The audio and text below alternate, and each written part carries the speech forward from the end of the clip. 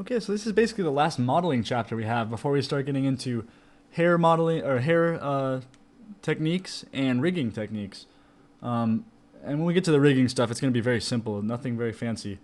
But before we can do all that, we have to clean up this model. We have to make sure that everything is working together and not penetrating into itself or all that. And we still have to build a real glove for this character too. We haven't done that yet.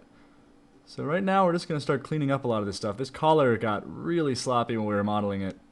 Um, in fact, a lot of these areas would have to have a lot more work done before we were close to being finished if this was going to go for animation. But I'm just going to kind of do the base cleanup on it because we don't need to watch a whole cleanup.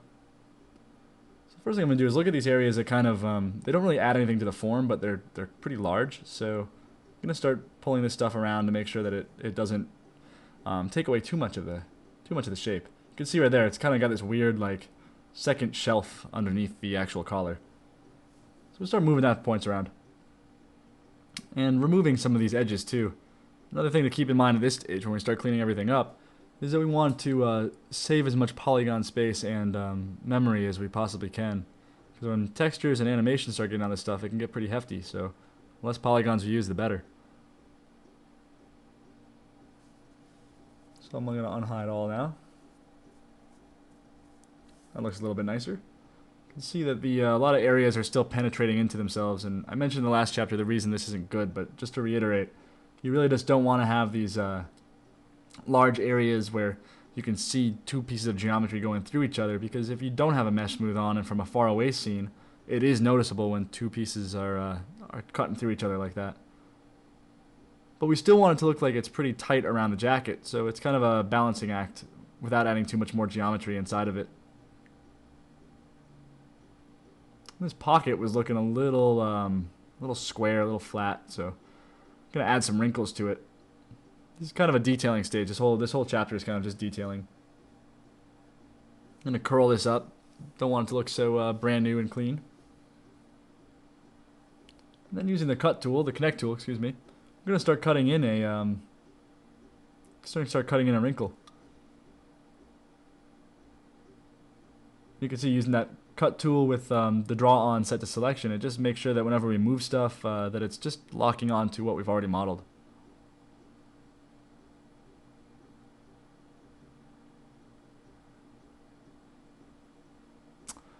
So here, when you're making wrinkles, you want to make sure that you've got a high and a low, kind of a crevice and a valley, or a valley and a peak. So now we're building the actual valley here.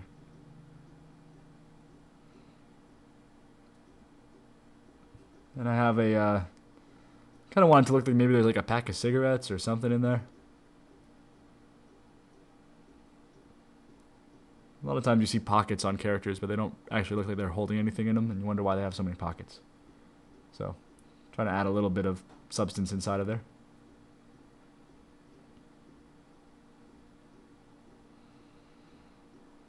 Plus, at this stage, we have some areas that still need a lot of cleaning up. Some floating verts, some n-gons, stuff like that we could start bringing these wrinkles into to kind of clean everything up and close everything off.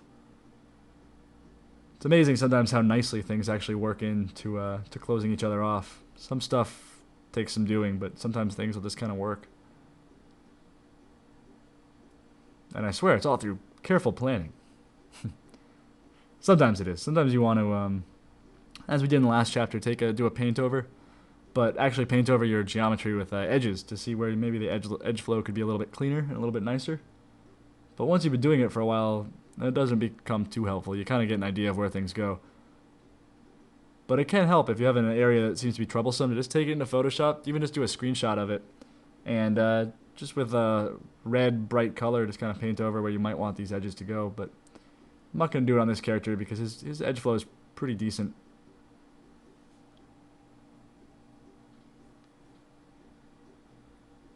So we can see pants could use a little bit of work, a little cleaning up, but overall things are fitting in pretty well. But one thing this doesn't have is a buckle, and more than a modeling thing right here, I actually want to build this as kind of a thought kind of a future kind of. I'm going to build a lot of kind of dark materials down here. So having a shiny silver buckle right here will kind of help break it up, and when he moves around, kind of have a little visual interest, something to catch the eye. So I'm just duplicating those polygons. Then I'm just going to cut along where this buckle might connect. You can see it's not the most square of all things, so it's going to look a little funky if you get too close, but for the position of where it's at and everything, I think it's just fine to build this little fake buckle here. Add enough edges so it kind of holds its form when we put a mesh smooth on it. You can see the cut tool is being a little unwieldy. Another thing with the cut tool is I found that your actual viewport really depends on how it's going to work. Sometimes if you're at the wrong angle, you just can't get a cut to work the way you expect. It'll just start flying around all crazy. So you sometimes just have to rotate the camera a little bit to make sure it's doing what you expect.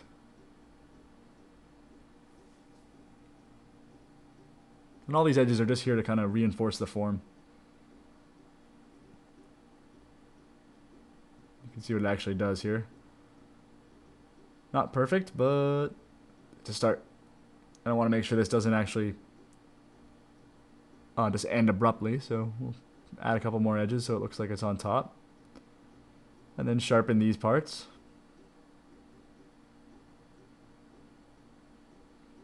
And then sharpen these parts as well.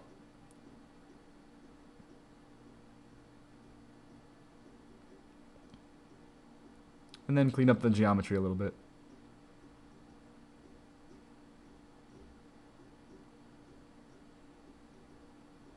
Mostly just want it all to be quads. If it's not perfect for this piece, we're not going to worry about it because A, this isn't going to be a deforming piece. It's actually a hard surface piece, so we can kind of cheap it out a little bit. But we do want to make sure. You can see here is one of the examples I was talking about how the cut tool sometimes doesn't work as you expect it to. Even though it looked like I was clicking on the vert there, it didn't quite go to the vert. So, and then we'll just close that off. And there we go. What an amazing buckle we have created. But it'll sell it from a distance, and that's all that I'm worried about at this point. So I want to add a little bit more tension where the pant strap is kind of pulling against the pants a little bit. Break some of the symmetry here and fix all these little penetrations here too. I was at the edge mode, so I just switched it over to working in the world space.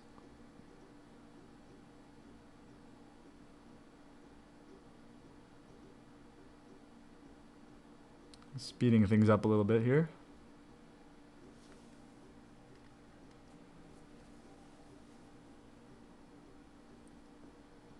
So I'm going to take off these two pieces here.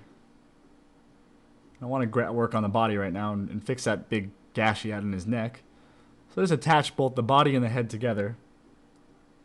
Now, by going into the open edge select, which is the number 3 option of your elements, I wanted to grab both those areas and then ran a weld on them to close it all off. Any verts that were close enough to use the weld on.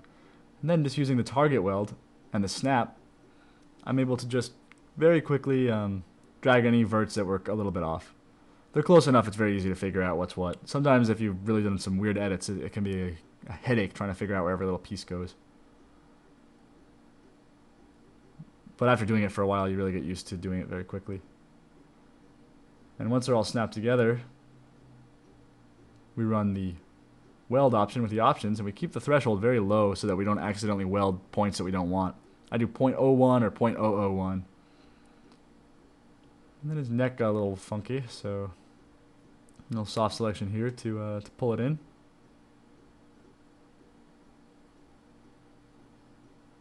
Still a little far spread, but what we can do to fix that really quick is just clean this up a little more. Put them in areas you're not going to see so much. And that might be cool for a little bit of wrinkle when he moves his neck around a little bit. Should probably go a little further across the neck, but it'll be okay. And then just relax these areas that got a little chunky.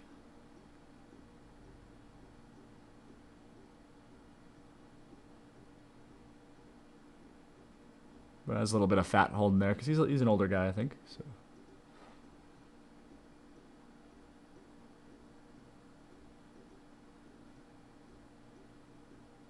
I think it was looking a little too wobbly, a little too goosenecked. So we're gonna pull that back.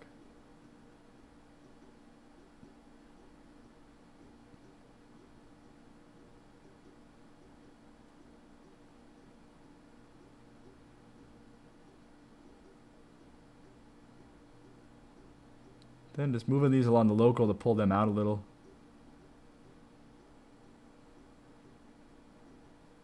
And same with a few of these that were kind of looking a little fun. And then I want this to be a little bit more pronounced. It was kind of getting a little bit soft from bouncing back and forth between ZBrush and Max. So we pull that out. It doesn't look quite right, so we keep working on it.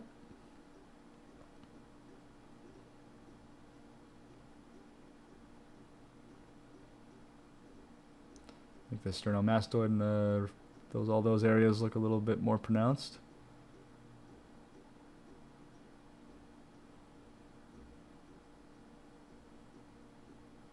Those renderable splines in the hair so we could render them out and see what they looked like, but we're going to trash those pretty soon because they're just kind of a rough idea of what the hair will look like. In the next chapter, we're actually going to begin doing hair.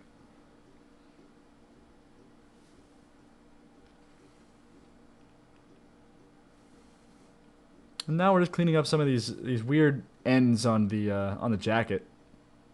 You can see a lot of these are kind of not very good.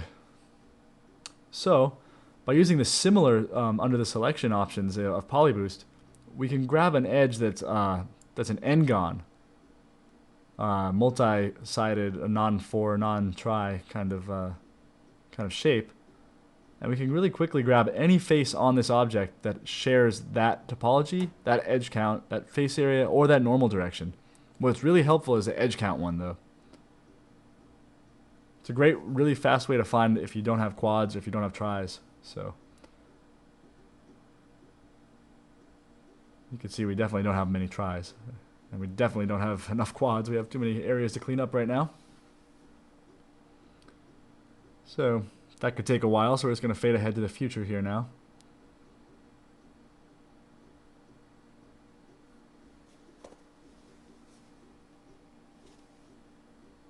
And these are all objects that we're going to want to actually do some editing in ZBrush because there's so many objects we want to adjust to fix the proportions. That doing it in Max with FFDs and everything is just fine, but after a while it gets a little unintuitive. So, I also want to make that collar a little bit thicker. It was looking a little flat. And these were looking a little thin at the ends. So we're just going to hold shift on that edge loop and while we scale it. And that'll duplicate that whole edge loop. And scale it in. And then along the local axis, we're going to move that whole edge loop and it'll go right inside of the sleeve. But pretty soon we're going to take as many objects as we think we need to over into ZBrush and do some edits. Because we've done a lot of the little editing, and we fixed a lot of the penetrations. So we don't want to take those hairs, and we don't want to take the laces, because those were both spline objects. So we're just going to export these, but we want to make sure that the turbo smooth is off on all of these objects, because when we bring it back over, it's going to be whatever the geometry was. And when you export stuff, it looks at all the modifiers and just puts it out as one object. So if you have a shell modifier or a turbo smooth on anything, it'll actually export it that way, and we don't want that. So we're in ZBrush now. You can see all we did was export that object as a whole piece and then import it back in. It's still going to keep a pretty good idea of what's what. So I'm going to thin him up a little here and there. He was looking a little dumpy. I want to pull this collar around. I haven't been happy with the way the collar looked yet. The pocket, I think, could be a little bit bigger. The curves here were looking a little funny. I want to keep that pinch in the pants a little nicer. Then adjust some of this belt. The belt was kind of falling a little bit more than I wanted it to.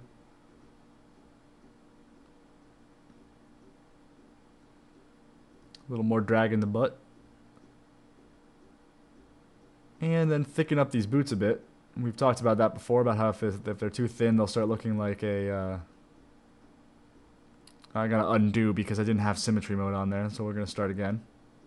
There we go. Thickening the boots again. We do this to make sure that it looks like he's actually got feet inside of there and not just little pegs or strange boots growing out of his legs.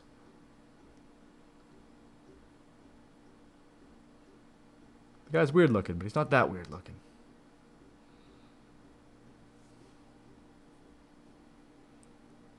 And then just these little subtle edits to tighten in some of the collar area. Fix those big ears. He's got kind of Dumbo ears right now, so pull them a little bit. Tighten up that area. Neck was looking a little wide. And pull some of this down. Now what's nice about doing this in ZBrush is you can really see it very quickly in real time, and it's fast. It's much faster than trying to do it in Max. In Max, we'd have to be putting FFDs on things or putting an edit poly modifier on top of all of these objects, and it would just take a very long time, and it would just be a lot slower in interaction. Max is a great program, but it has a little bit of problems working with multiple objects with high resolution geometry, so it's ZBrush is kind of a godsend for doing edits on proportional stuff.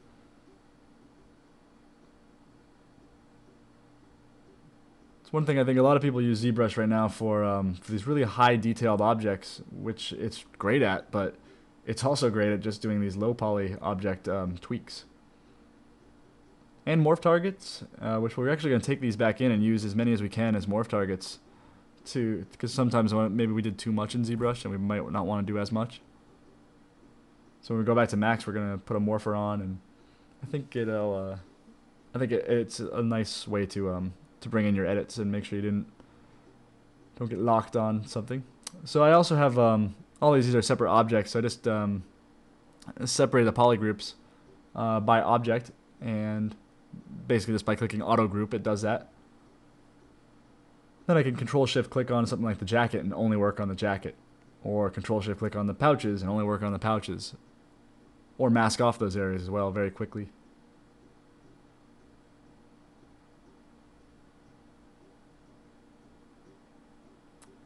So we're doing pretty good here. He's got a lot of changes going on. Still want to play with those wrinkles down by the end of the pants. And define a little bit more of the muscle that's underneath. He's kind of getting a little thin in some areas.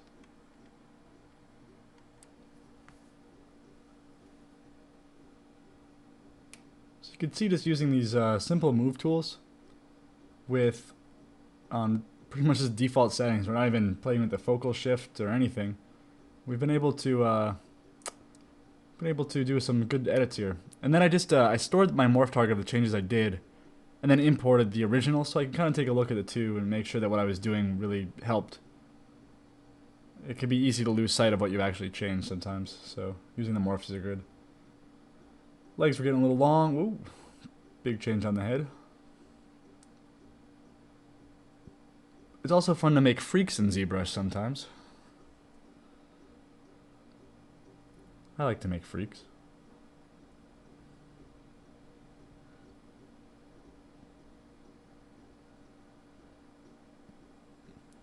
So we fixed up a lot of good stuff here. A few last little edits and we'll go back to Max.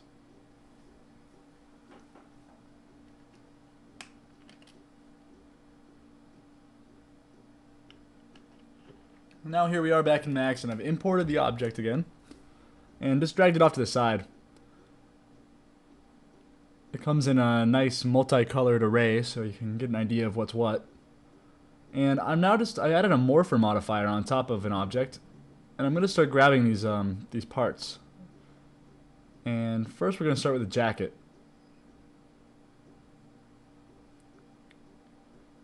And then the pants.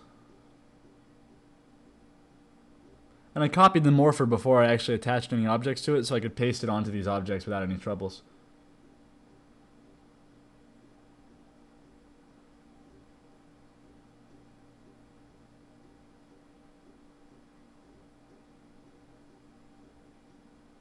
Now you might notice that sometimes I go to pick an object and it's not quite working. There's two reasons for this. One could be that I exported it with the Turbo Smooth on top, in which case it would be too high res and the vert ID count would be different.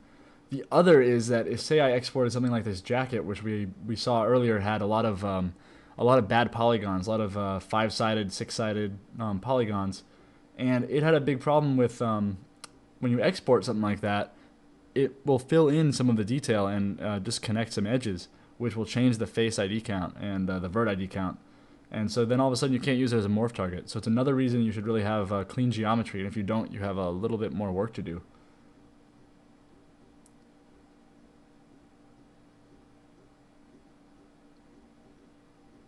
Luckily, at this stage of the game, it's okay. It doesn't, it won't really affect anything. And if it does, you just you delete the old one and you move the new one into place, and it replaces its place in the scene. So we're just gonna bring this belt over, and then these pouches we want to add to, using as morphers.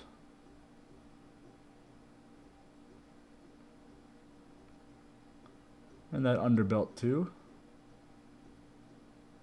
You see I put in a morpher above the shell because I just noticed when I exported this I still had the shell above it. And then the buckle here. Eyes will just kill because we can just use our original eyes. We didn't change anything too much. And in case we did change it, we don't want to be using eyes that maybe got warped a little bit, even a tiny bit, because when they rotate around, well, one thing with the eyes when they rotate around is that they should actually kind of snag at the skin a little bit. So we want to make sure that they have the real shape of an eyeball, so it doesn't look too weird when they move around. So here's a render of what we've done. He's looking a lot better now. I think we fixed up a lot of the detail on him. Proportionally, I think he's feeling better. Still has some penetration stuff that we have to fix up. And we still have to build one last piece of the props. We have to build his glove. But before we get to that, there's another thing we have to do, which is the mouth cap or the mouth sock. Now what this is kind of just a, when he opens his mouth screaming or he's angry or just talking, you want to make sure that he actually has some geometry back there so that when he's, you know, you don't see the back of his skull.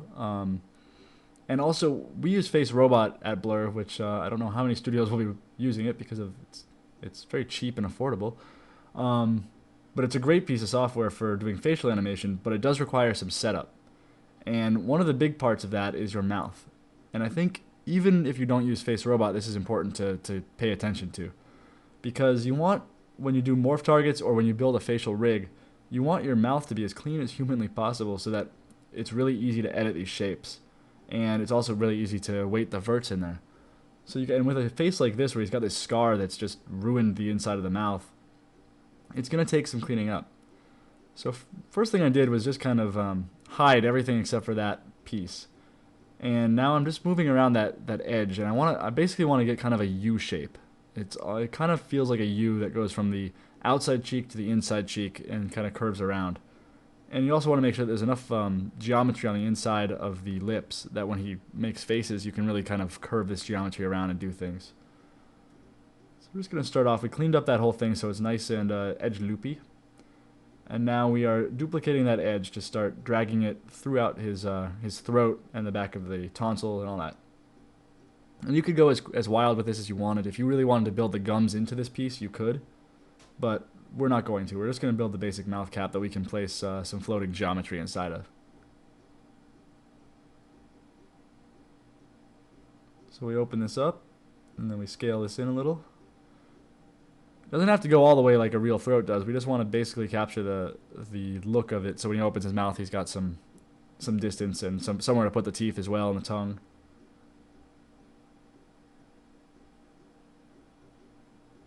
And also you want to close it off so that when you use subsurface scattering, any open holes can cause a little bit of trouble. So in the next chapter, we're going to cap off a lot of these holes that we have with the Brazil shaders that we'll be using. So then we just scale this out of the way and flatten it so it's easier to work with.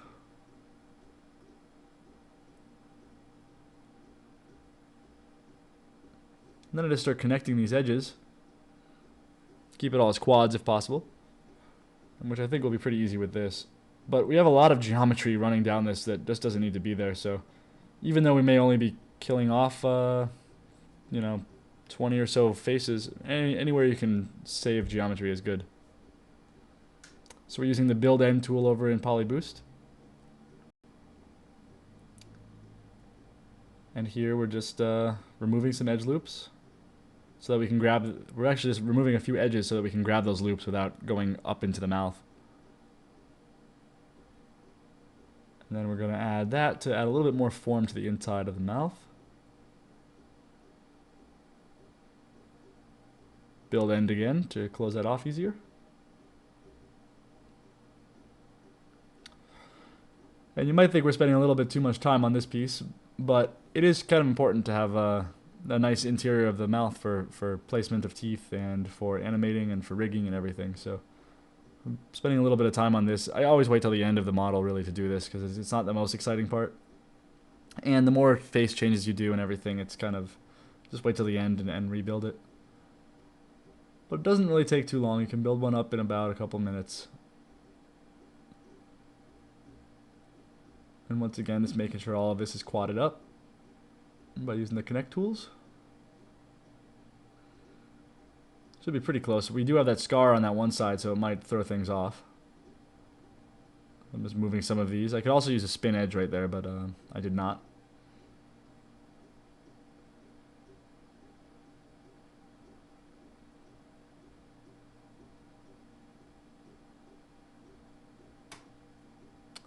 Alrighty, and then we're just gonna shrink that, move it down a little bit so it's not quite so flat. And that's about it for the mouth cap, really. But this is the same kind of thing you would do for the nose and for the eyes. You just wouldn't go quite so far into the skull. So now he's got a mouth cap. So now we get to do the final piece of this chapter, really, is building the glove. We'd built a glove earlier that I kind of skipped over because it was kind of rough and not too attractive to look at. So first thing I did is just duplicate the hand. I just grabbed a bunch of the geometry there and added a shell modifier to it, so it kind of pushes it off. So when we render it out to see what it looks like, we can make sure it's differentiated a little bit. Now I want to get rid of these fingernails because gloves don't have fingernails.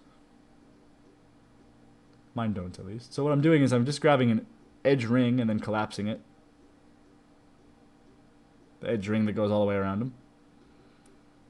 Because there was no real easy loop to just grab right there, so. And we've got some cleanup to do here. Want to kill that. And the glove that we have designed for it has a bit of a cuff to it. So I'm going to grab this outer edge and start shaping it a little bit.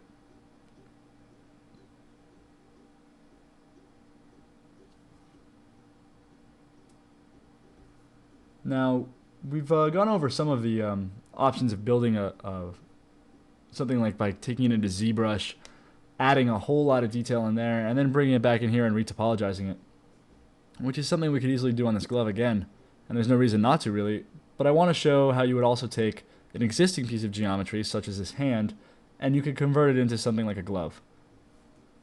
It does take some basic polymodeling techniques, but I think going over it kind of helps. So, grab some reference off of Google.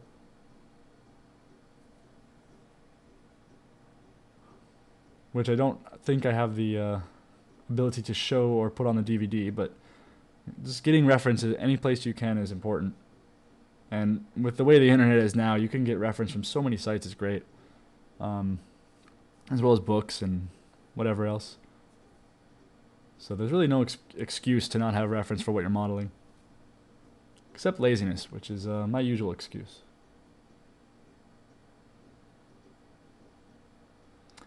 We're scaling there and we have it's set to edge, so it doesn't work so well.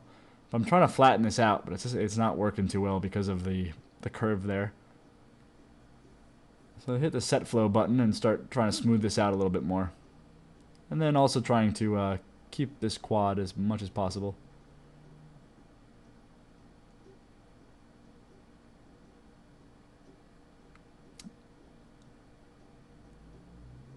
Oop. Take that out of edge mode for a moment so it doesn't constrain to edges, and scale it in just a tiny bit. Now we're going to flatten this out. what we did there, we have it in screen mode, and I'm constraining to edges so I can just kind of scale along where I want to flatten it out that way. Not perfectly flat, but flatter.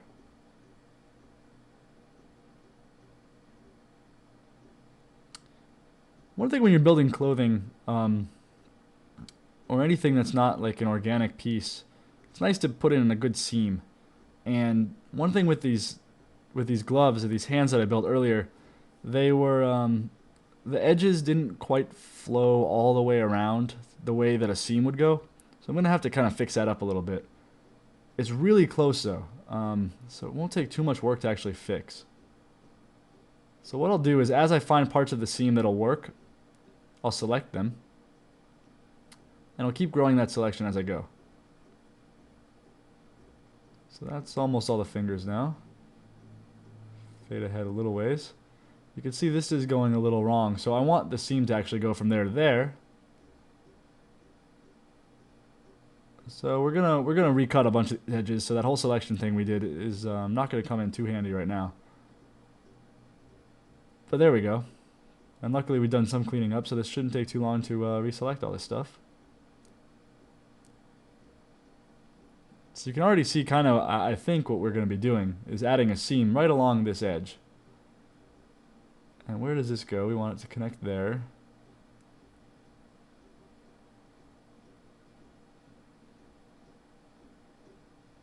then I want that to go right along here. And then one right up the wrist as well. So we're getting close.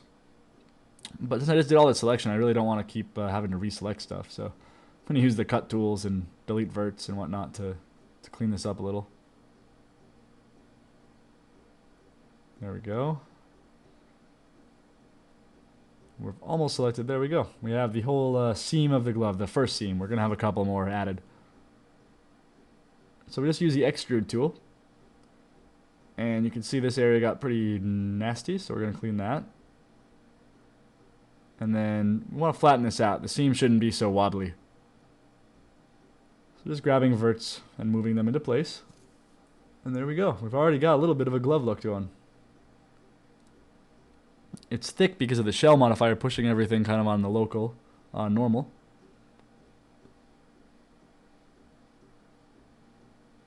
And then I'm going to use a little bit of a push modifier too, just to kind of fatten it up a little bit. This should look kind of, shouldn't be so conformed to the hand.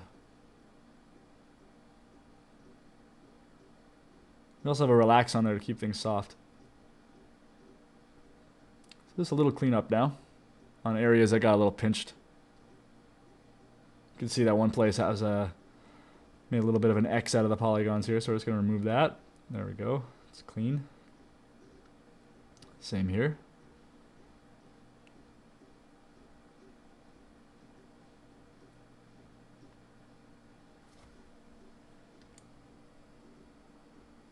So when you're adding these seams, it's important that your edge loops are pretty clean because it's much easier to adjust them later on. If you want to make them deeper or if you wanted to make them go out instead of going in, you can easily select them. So you can see we have some triangles that are killing our edge loops, which is making it a little bit of a pain in the butt to keep selecting it. So because of the relax modifier we have on there, I want to push it in even further than we had it before. And now I want to add more detail to that cuff.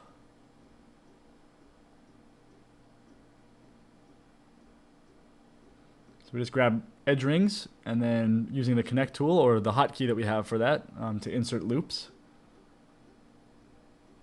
And then I'm going to grab that edge ring and then extrude it so it kind of overlaps a little bit more.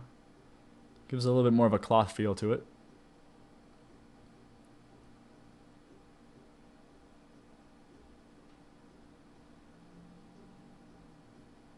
Now I'm going to add some wrinkles. Maybe one where the wrist is, kind of on the top, and one on the bottom. And we've done some wrinkling before like this, where we draw in where we want the wrinkle to go, and then extrude along it, and then clean up the geometry and relax it a little bit, so that it kind of feels a little softer than and not quite so mechanical. So we run the relax a couple times. What a wrinkle, huh?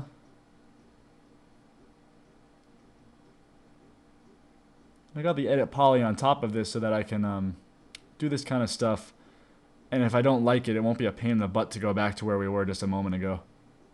And if I'm happy with it, I can just collapse it all. I don't like to model with a lot of modifiers.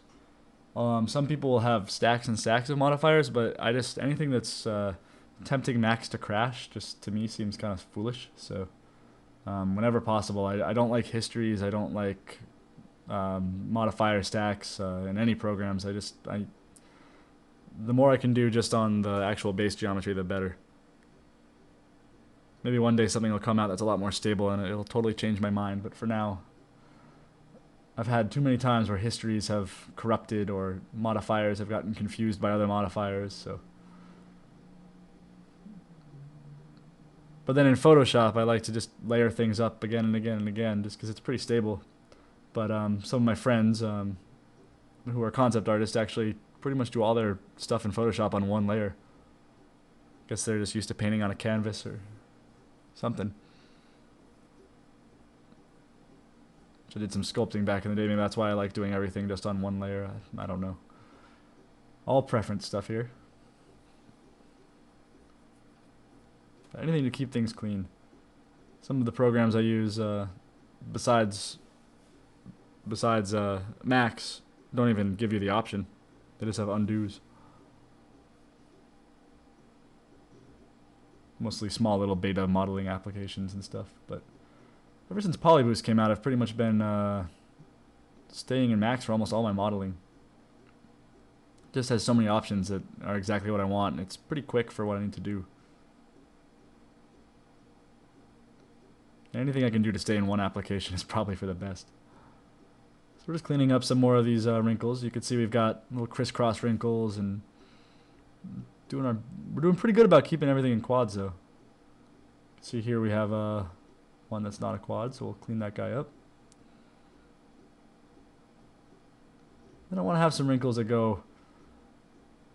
Now one thing I do like about Max's cut tool that doesn't seem to be in every application that I've seen, and even Polyboost's own Connect tool doesn't have this, where I can click one edge and then drag all the way across, and so long as nothing, as long as the normals pretty much are all facing the camera that I'm looking through, it'll just cut right across all those edges. So that's nice. Instead of having to click each edge or, It's another way you can do some wrinkles here. I'm going to use the paintbrush select mode. Grab a little piece here because I want to add some kind of weird wrinkles here. I'm going to use an extrude. Oops, got to make sure I don't have the wrong stuff selected. Looks okay. So I'm going to use an extrude on this little square selection here and then scale it in. And you can see it looks kind of odd, like he's got some sort of padding under there. So we're going to collapse a couple edge loops. There we go. Guess a couple edges. And then kill this. Relax it a few times. Push it in. And then continue this along so it's not quite so just looking like an extruded happened.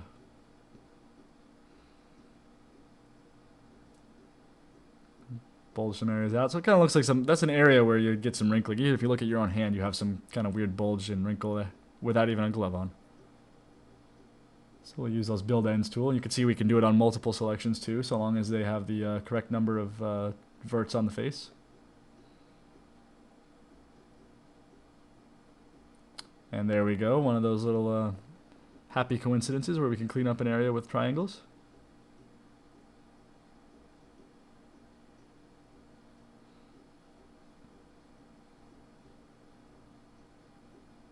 And we want to sharpen up some of that edge anyway, so that worked good. Cool, that's looking nice.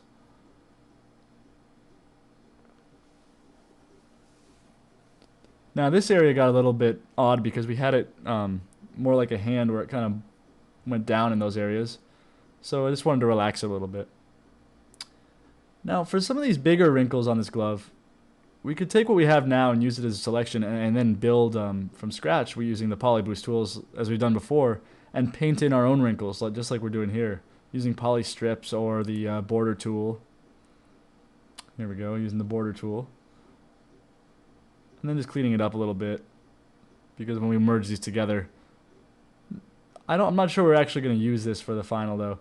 But this is one way where you could build in wrinkles exactly how you wanted them. Or you could cut it into the geometry, which I'm going to show how you do that after this. But first, I wanted to show, we put the push modifier on here, just to keep it off of this surface a little bit when we're done. And then I insert a center loop in all of this. And I can kind of fade off the wrinkle effect at the edges there by moving just a few verts so they're a little bit wider. Move that up a little. And we're going to take these two so we can kind of mimic what it will look like on the glove. And like we did earlier, we've built the main wrinkle canyon, I guess you'd call it. And now we're just filling in that canyon.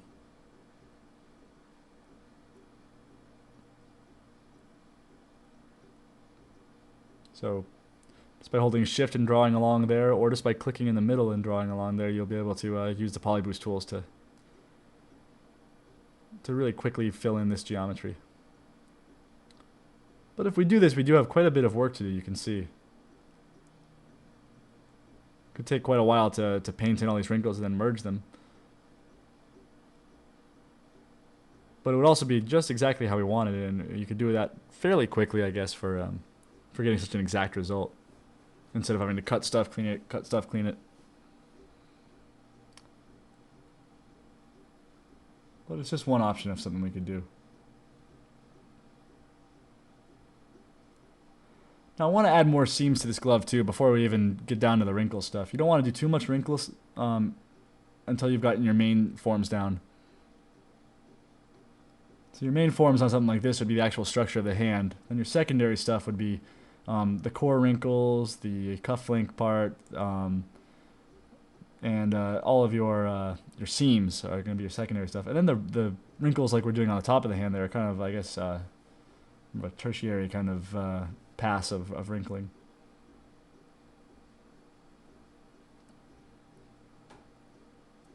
So I think this would be a good place for a seam, kind of going all the way across the thumb and then coming together. So it kind of, it'd be like multiple pieces of this glove that have been sewn together. So we'll just extrude this, just like we did before. All that was cutting a few edges and grabbing our selection. Up, it's okay. Looks a little strange in that one T area.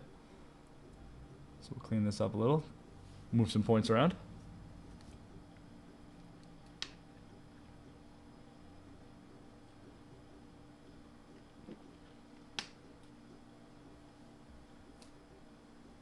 But we definitely have to fix up a couple of these things. And I just collapsed all those, just like I was saying earlier. How I don't really like to have too much modifier stuff going on. So here we go. That's going to be one of the main seams right there. Now we just got to connect these places where they'd actually connect. So that's the canyon area. Those are the peak areas. And then we start cleaning this up.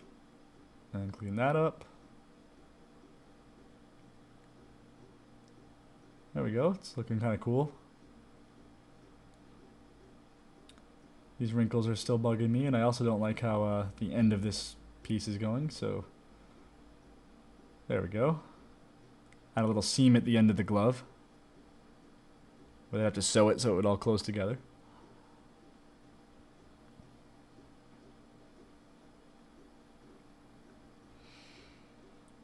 So we've gotten most of the forms in there, but that floating wrinkle thing is still a little strange. So now we got to figure out what we're going to do there. And we could keep going with this, or we could just start cutting it into the geometry we've already made. And with all these stitches and seams and whatnot, I think it'd be easier to actually just cut it right into that geometry. So I'm going to cut this off. Cut this off. Now if I wanted to, I could attach these two objects right now. But I think instead of that, I'll see how much more work I'd have to do, but yeah, I think on this kind of object, I'm just going to get rid of that object and just cut it into the geometry instead. Like I was saying, we've already done it where we've built the high-res stuff on top of the low-res stuff, or excuse me, we've built the low-res stuff on top of the high-res stuff, so at this point it's more of this is more showing just how the basic Max tools could be used to build to build some wrinkles on something just as easily as the polyboost stuff. It's just more a preference. Maybe not just as easily. Actually, some of that polyboost stuff is pretty smooth. So all we're doing right now is just like we did on the cufflink, where we're cutting along where the main wrinkle will go, and then cleaning up some of that geometry. You can see why I didn't worry too much about some of the sloppier areas, because we're going to be changing a lot of stuff right now. And then this area would wrinkle up pretty good, so going to cut in some geometry here.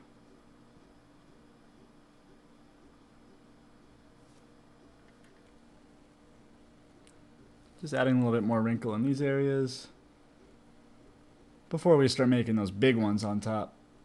But first we got to clean these areas up, because when we run this extrude on them, you can kind of mess anything that's really tight like that. It can get pretty bad. We want to make sure that the flow is also following along with the wrinkle.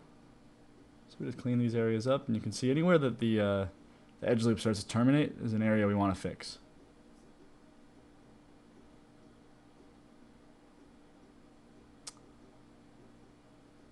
It's already looking quite a bit cleaner. You can see right there it gets dirty though.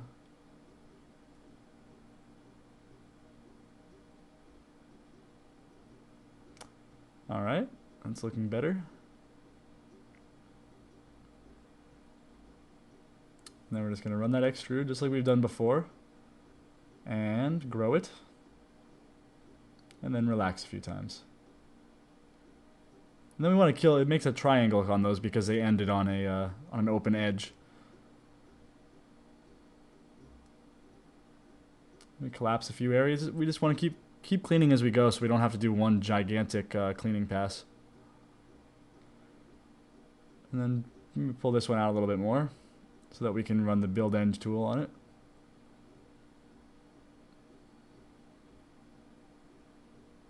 And then I'm moving this along the local because I want this one wrinkle to be a little bit more pronounced than the other one. That's one thing. You don't want all your wrinkles to be about the same size, or it also starts to look a little bit fake. Which I guess it is fake, but you know, you want to trick it. So we're just cleaning up all this geometry a little bit more as we add the wrinkles. And we're just going to keep doing that for a little bit. I'm going to relax that one that I pulled out a little bit because it was getting, it was kind of overlapping in the geometry a little more than I wanted. These gloves aren't that loose. Then we're going to use that build end tool again to clean up to terminate a couple areas where we wanted to end the edges.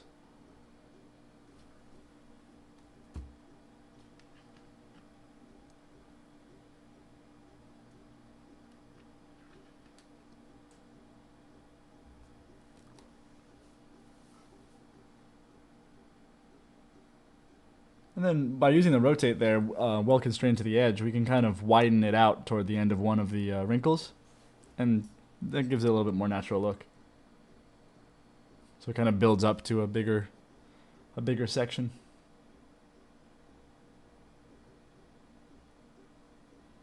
And you can see there one of these areas that we were using the cut tool didn't quite hit the vert, even though we thought it was. So it was a floating vert in the middle of that face we had to kill.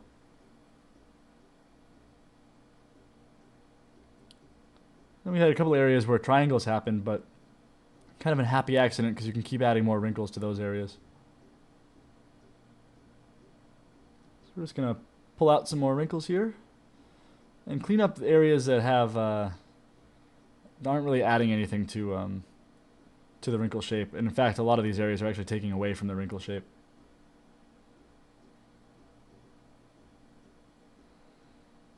So we'll bring that down. I had to move the viewport a little bit because sometimes the cut tool has a little trouble if the viewport doesn't line up right.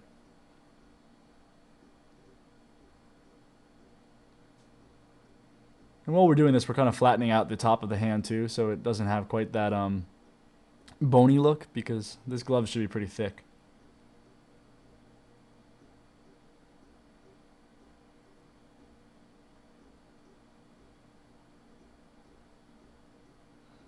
Okay, got some good wrinkles going on in this glove right now. A couple areas that should still have wrinkles are big deforming areas, stuff like around the thumb here. because when he opens his hand a certain way, you get some. Even if you just do it on your natural hand, you'll notice that your skin kind of wrinkles in these areas. So you should add some, at least geometry there, so that when the riggers put stuff on, it'll deform in an interesting way.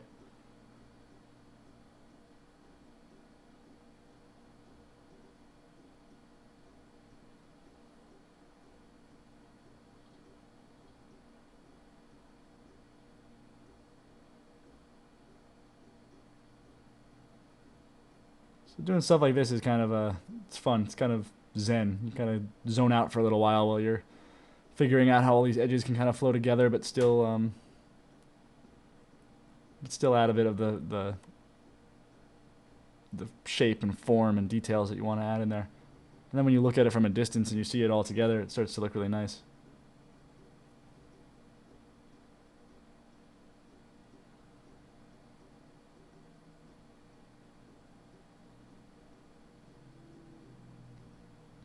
You can already see a lot of these areas are starting to terminate into themselves and fix some of the triangles that we've had sitting around.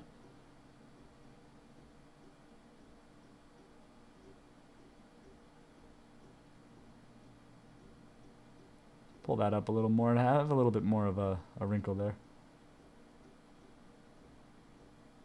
So we're coming up on the end of this, and then in the next couple chapters we're going to work on adding hair to this character, and then adding a rig and posing him and rendering him, and then doing the final edits in Photoshop. So we're kind of on the final piece now, and just the last little edits on the glove here, and we'll be able to start working on the little finishing touches. I want to pull that back a little bit. By looking at him from a distance, you notice these areas that don't quite work as well as you'd thought. And eventually we'll delete the hand that's the underlying hand there so that we don't have any penetrations happening. It's just geometry we won't need anymore.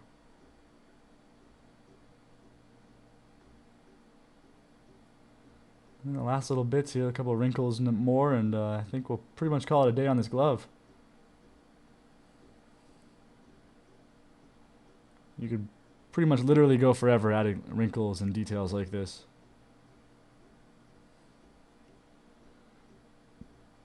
But they really do help. They're one of the most important parts of the details that help sell the character and make it stand out from just a generic looking mesh.